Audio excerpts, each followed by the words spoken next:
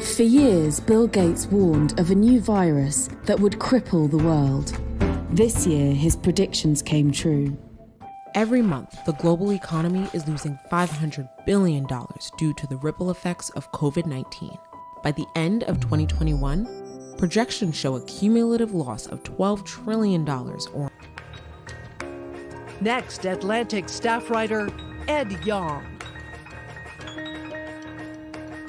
All right, well, hello everyone. I'm Ed Yong. I've been reporting on the ongoing COVID-19 pandemic for The Atlantic, and I am very pleased to introduce today someone who has been thinking about pandemic preparedness for a very long time. Bill Gates, thank you so much for being here.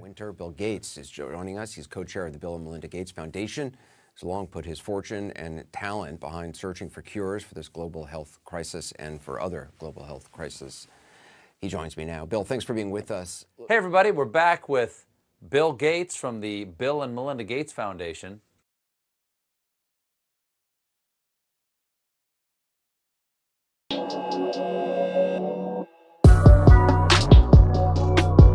Hey, what's going on, guys?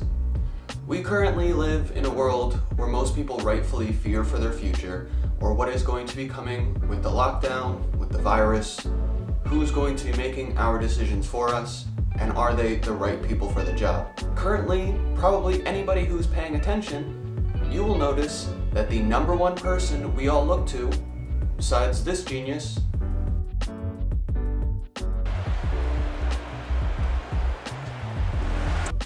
is Bill Gates.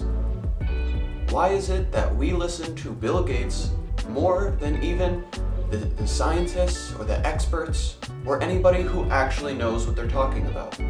Something that has been kept from the public eye, and I'm surprised when I do research on most videos, I end up finding out that a lot of people have covered it before. There is only one other video that is talking about the same thing, and it is by the author I'm going to be talking about. There is an independent investigator who looks into journalism and just does his own research and is not funded by any major corporation or company. When you think about Bill Gates, you probably think of him as a businessman, but there's a very good chance that you might first and foremost think of him as a philanthropist, especially over the past decade or so, thanks to the very well publicized efforts of the Bill and Melinda Gates Foundation. But is their charity everything that it's been described as? Are there concerns lurking behind the surface? Well, we are lucky enough to be joined on the program today by freelance journalist Jim Schwab, who had an awesome in-depth analysis of the philanthropic efforts of Bill Gates over at The Nation. Tim, welcome to the show. There was a recent article called Journalism's Gates Keepers by Tim Schwab.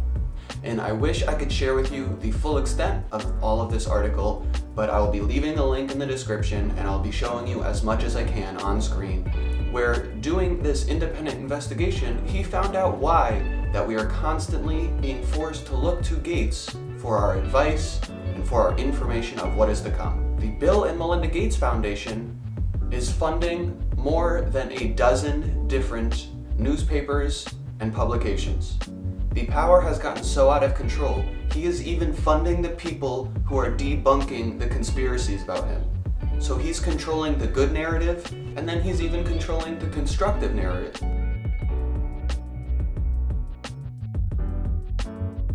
If you look at this pandemic, you've got the virus spreading, but what's actually been spreading in some ways much faster than the virus itself has been these conspiracy theories. It's good to have theories. Like, you don't want to sit there and say, I accept the world as it is, I'm not questioning, I will do whatever I'm told. But you have to go through the steps. You've got to say, okay, let's test it first, and then let's see what evidence.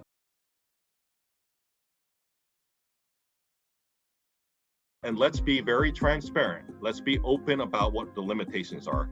And some of the theories and some of the questions, people questioning things and suspecting quote unquote conspiracies with things have actually turned out to be correct.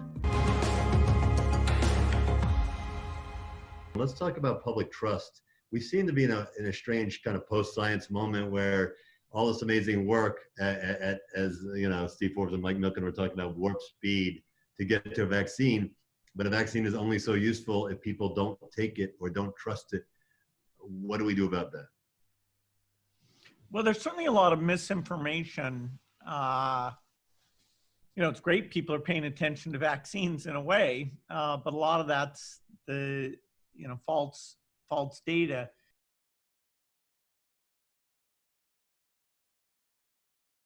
We'll see as the vaccine comes out. We don't need absolutely everyone to take it, but we need a pretty high percentage to take it to get the protection that eventually brings this epidemic to an end. And then things like going to a big stadium will be reasonable to do again, which we shouldn't be doing that right now. So the digital era has brought a lot of misinformation, and with the pandemic,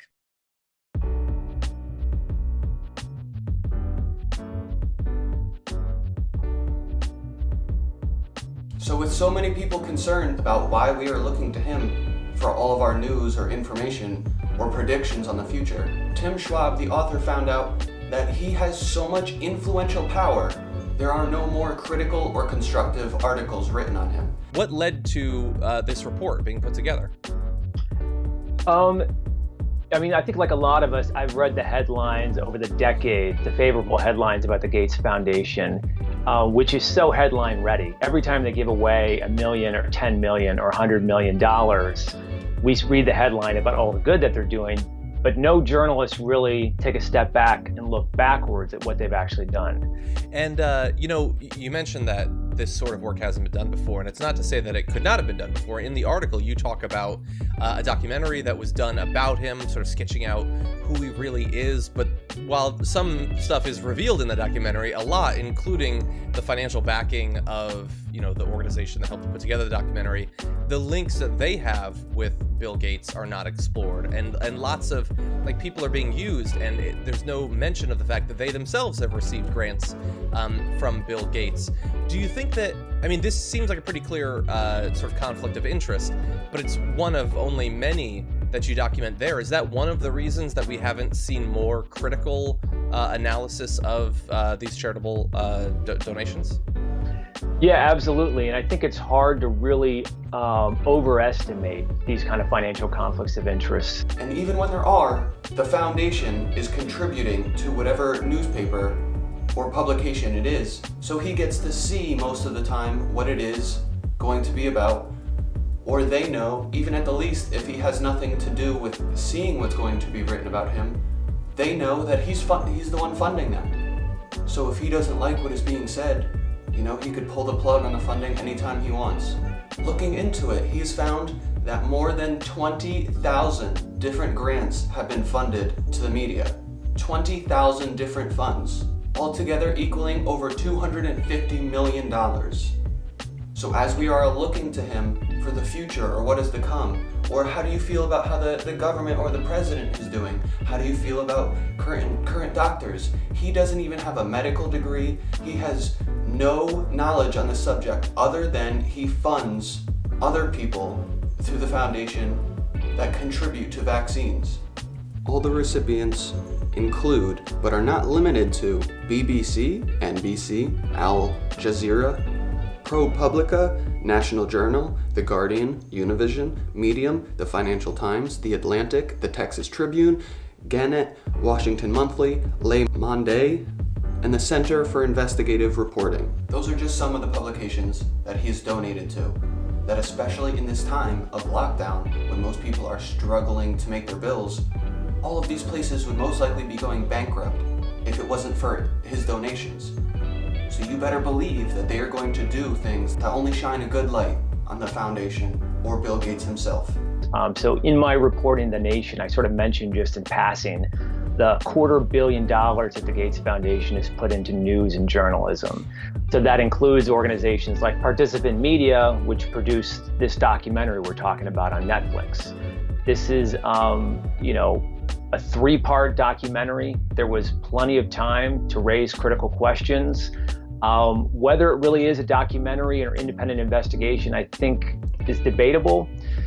It reads more like a hagiography to me. It's pretty uncritical, and as you note, they interview a lot of people within Gates' sphere of influence to try and understand Bill Gates. But certainly to some extent, that is part of the reason why you don't have more critical reporting on Gates, is because Gates is putting money into so many influential media outlets.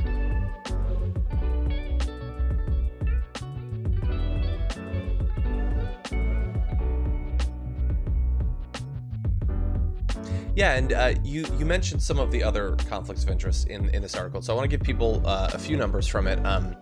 Gave away close to $2 billion in tax-deductible charitable donations to private companies, close to $250 million of which went to companies that the foundation itself has a vested interest, a financial vested interest in. I'm assuming that is legal, but it certainly seems unethical in some sense. Can you tell me a little bit more about that, about giving charitable donations to corporations that you will benefit from the continued financial success of? Yeah, so I mean, there are rules. Congress and the IRS does have rules about this, but it's mainly about, if you and I own a company and we run a foundation that's giving charitable grants to that company, like a really egregious example. But if you're a minority shareholder in a company, like Bill Gates has a few $1 million invested in these companies to which he's giving charitable grants, those rules simply don't apply. So I think that there's plenty of room to expand oversight over this idea of self-dealing. Whether there's the political will to do so is a different question.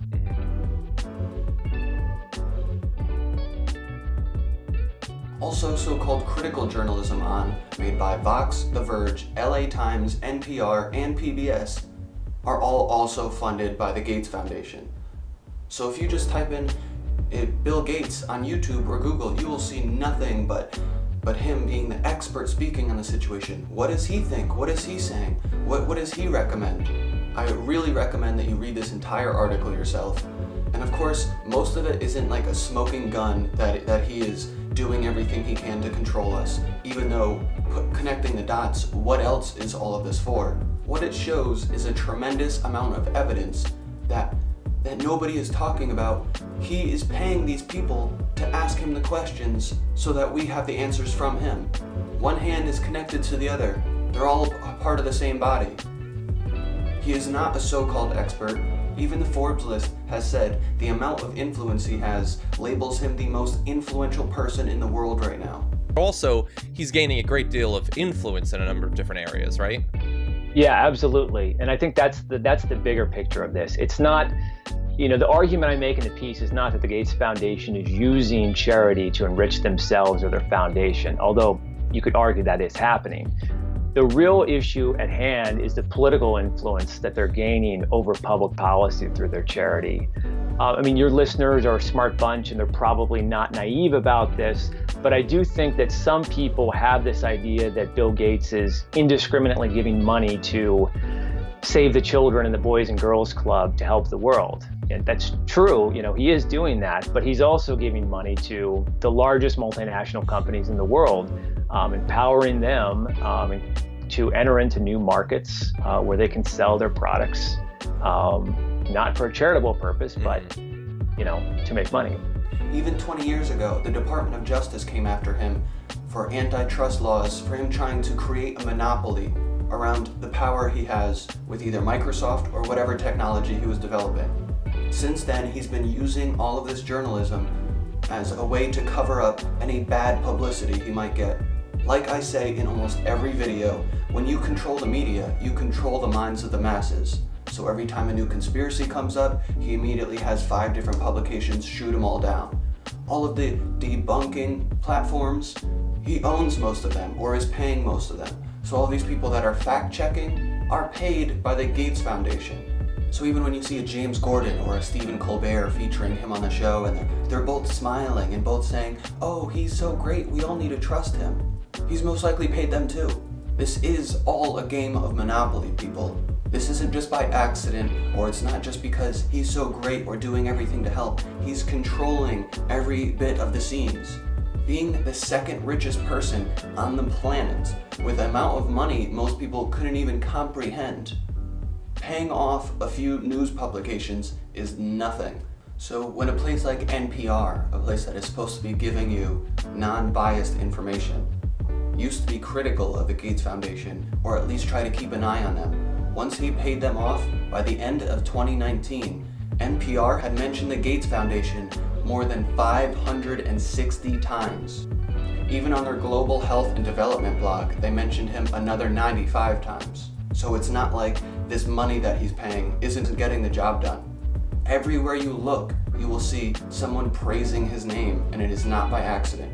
This is a huge reason for people to think for themselves.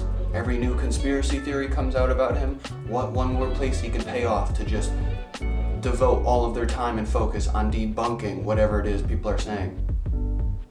He has a large financial interest in keeping all of us loving every word coming out of his mouth and believing everything he has to say on any kind of topic.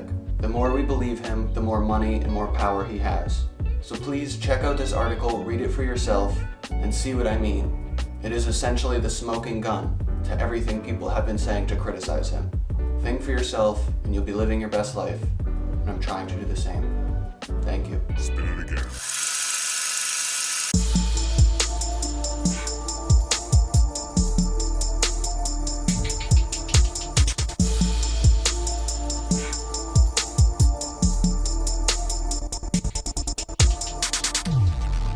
See you next time.